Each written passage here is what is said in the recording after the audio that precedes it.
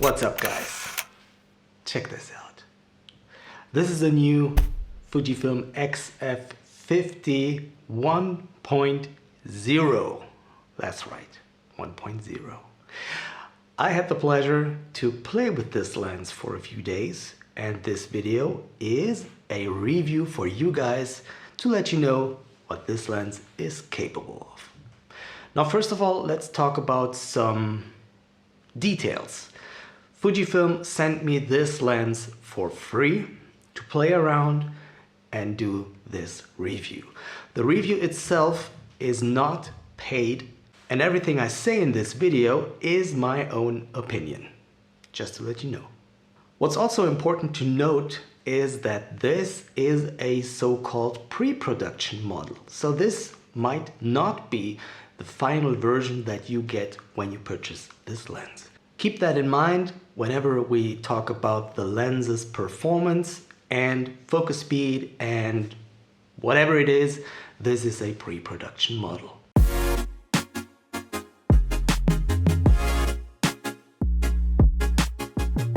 F1.0. That sounds like unachievable or magic. Whatever it is, I'm pretty sure F1.0 is something that you would like to have in your camera bag. And honestly, it's a lot of fun taking pictures with this lens. But be aware that there will be so much light coming through the lens into your camera that even in daylight, you will need to use the electronic shutter. Just because 1/8,000th of a second is just not enough.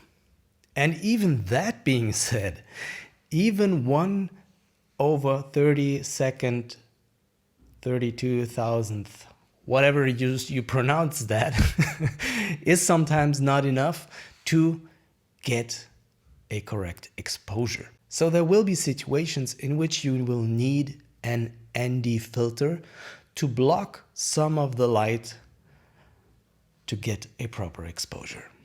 Now, in all of my test photos and even in direct sunlight, I didn't really get into any trouble without the ND filter, but I can see it coming. So be prepared to have an ND filter, and if not, be prepared to stop down that lens just a little bit. Now, F1.0 gives you a really shallow depth of field, and it's totally usable in everyday situations. And almost all of the test pictures that I took have been taken at F1.0. In fact, taking pictures at this aperture is so much fun that you don't want to step down the lens at all. And honestly, you don't buy that kind of a lens with F1.0 to stop it down to F2 or F4 or 5.6 or whatever. It's just so much fun even to read that number in your metadata.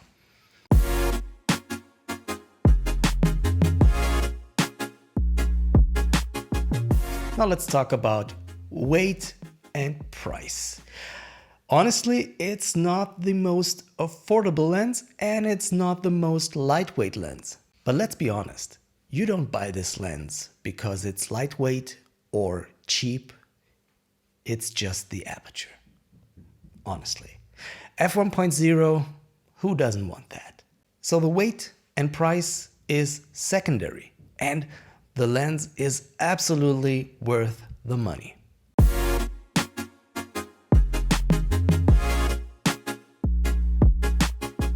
Now this might sound boring, but we need to talk about some specs. Since this is a lens review, the specs need to be in that, right? Now, first of all, it's interesting to note that this lens has 9 aperture blades.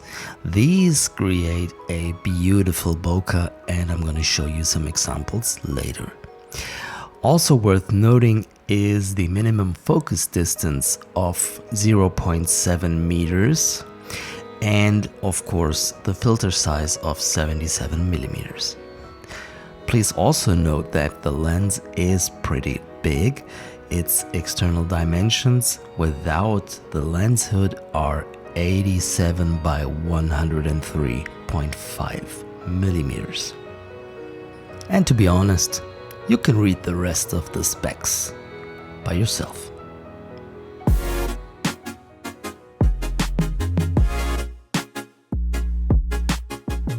Let's talk about autofocus. Now, I did some testing with it on the X-T3, and I also compared the autofocus performance of the XF50 1.0 to the XF56 1.2, which is its probably only competitor. That's the word I was looking for. So both lenses tested. Let's do it. When judging the autofocus speed, keep in mind that this is a pre-production model. So firmware will improve the autofocus performance for sure. We have seen that with many Fuji lenses in the past. That being said, I would rate the autofocus performance as pretty decent. Considering the very shallow depth of field and the weight of the lens, and considering it's a pre-production model, I think there is nothing to complain about. Still, I think this is not gonna be a lens for sports photography. Starting right here, you can see the AF performance of the XF56 F1.2. It's a lot faster, it's more snappy, if that's a real word, but you see what I mean. And I'm really curious to see the AF performance of a non-pre-production XF50 1.0 lens.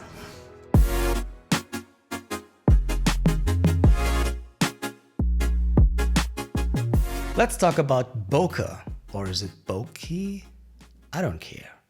Let's talk about the areas that are out of focus. And let me tell you, this lens renders the out of focus area really beautifully. But let's have a look at some images so you can see what I'm talking about.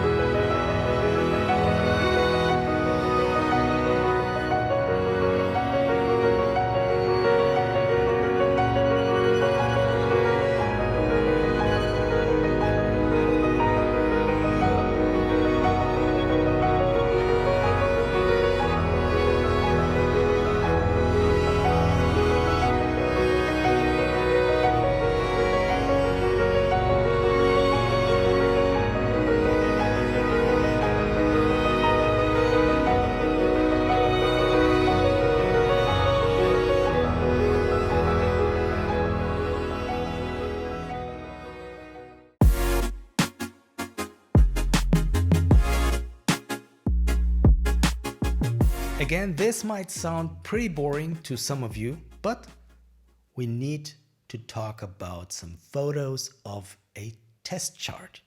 Now, photos of a test chart help you judging the quality of a lens, and especially it helps you seeing what kind of effect the aperture has on image quality.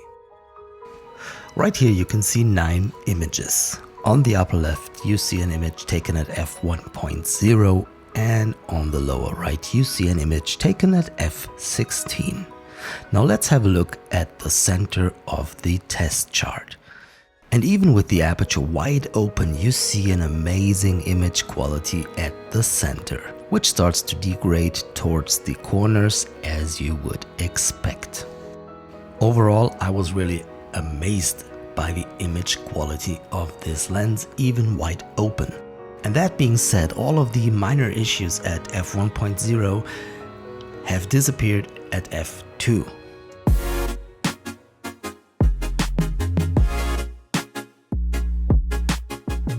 Alright guys, now have a look at this.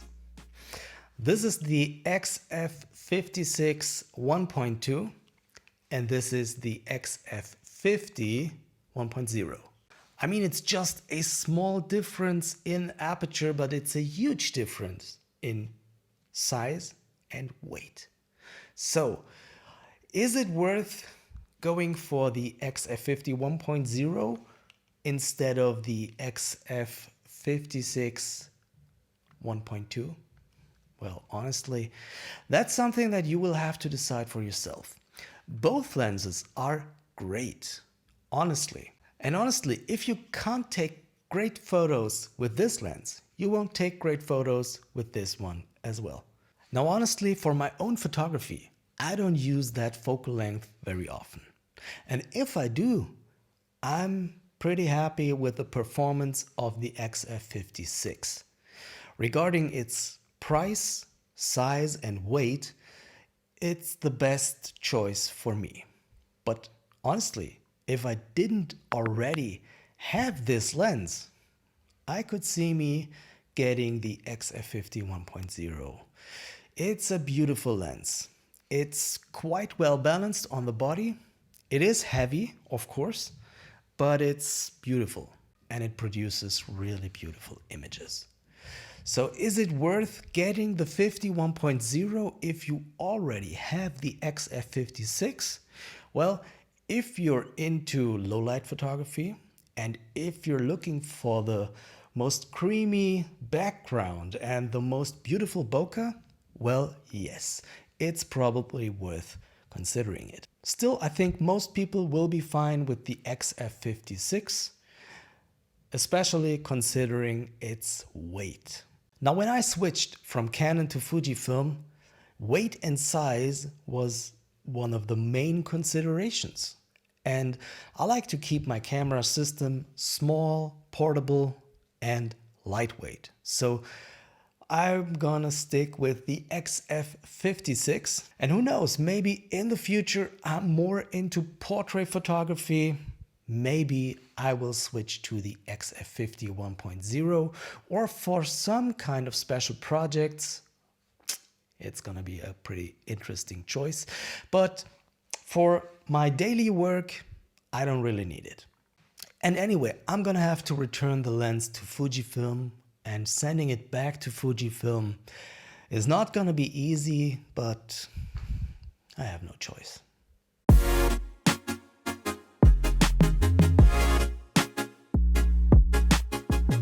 When taking photos with the XF50 F1.0 lens, I really enjoyed the sun effects, the aperture star. It already started at f4 and it was even more dramatic at f11. Have a look at these pictures and